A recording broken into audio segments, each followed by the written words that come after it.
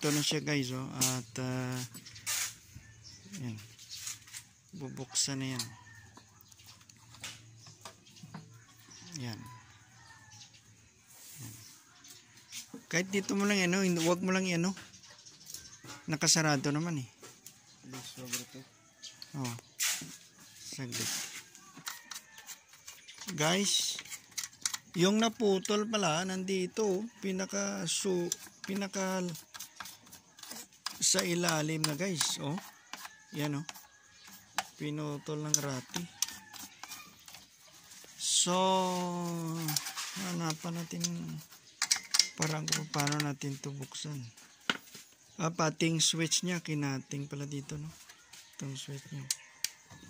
Yan. Yan. Diyan siya. Grabe. Buksan dito. At para malaman natin. Ayan siya guys.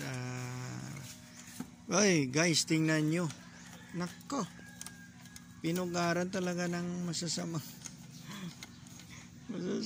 espiritu.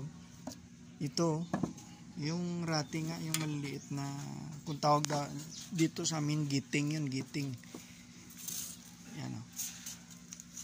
Kaya, pawa mo ng bigo. Yan siya. Yan. Oh. Guys, oh, pinugaran talaga yan, guys. Nako. Gusto ko.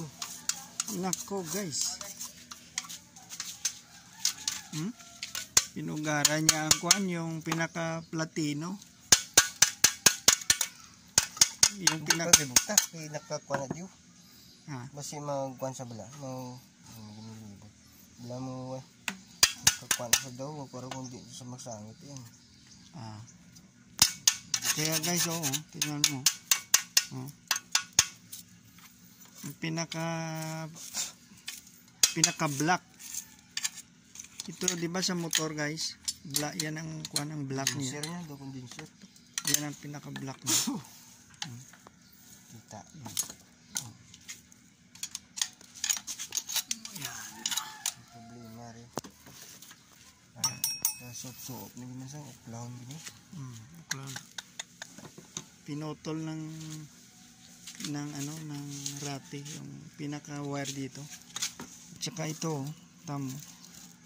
Ito tatakbo to sa kwan, sa connection to sa may kwan, sa may dito. Ito guys, oh, sa spark plug connected yan.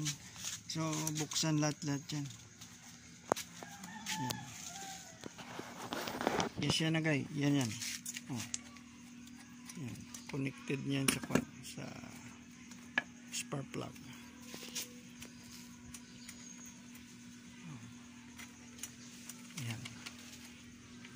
Yun ang kabuuan ng kanyang pagka-generator sa loob, pinakaloob talaga, no? Sanapan ng paraan yan para maano natin, ma-reconnect ang linya. Guys, ito na, nabuksan na namin, natanggal na ito.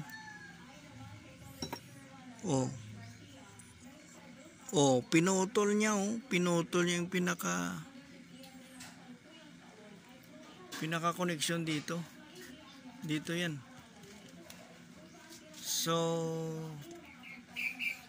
idugtong natin yan, malalaman natin pag nadugtong na natin para mapagana.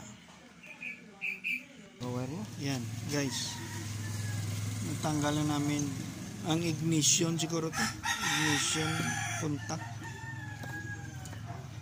Yan, ignition. Ayan guys, pila na ko pa, no? Apat ka wires. Ito, dito yan ang brown, connected ang brown, black. Dari puti na rin.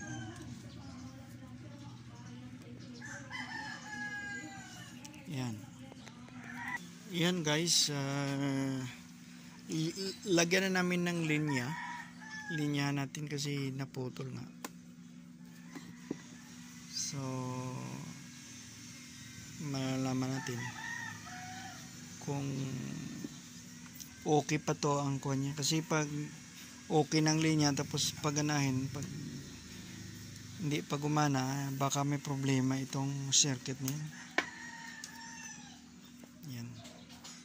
Sa akin guys, siguro walang problema yan. Kasi ito lang kinain ng daga. Kasi nung di pa kinain, gumana ito eh. Oh. Kaya try namin ay dugtong lahat ng kinain ng daga. Mag-rewiring kami uli. Rewiring. Ito na guys, oh, nilinya natin. Yan. Yan. Tingnan nyo. Mamaya masubok yan pag gumana. Siyempre maalam siya.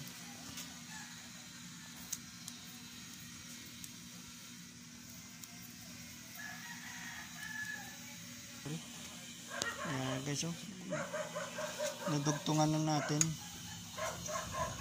Ito na. Mamaya susubukan na at gagana.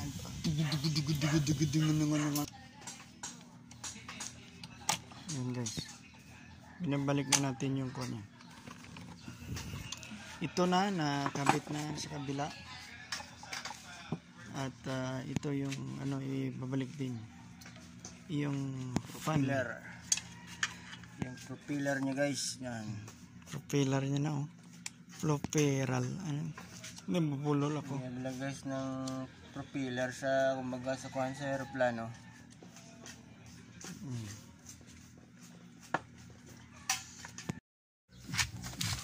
Ito na guys, yung generator na binuksan namin.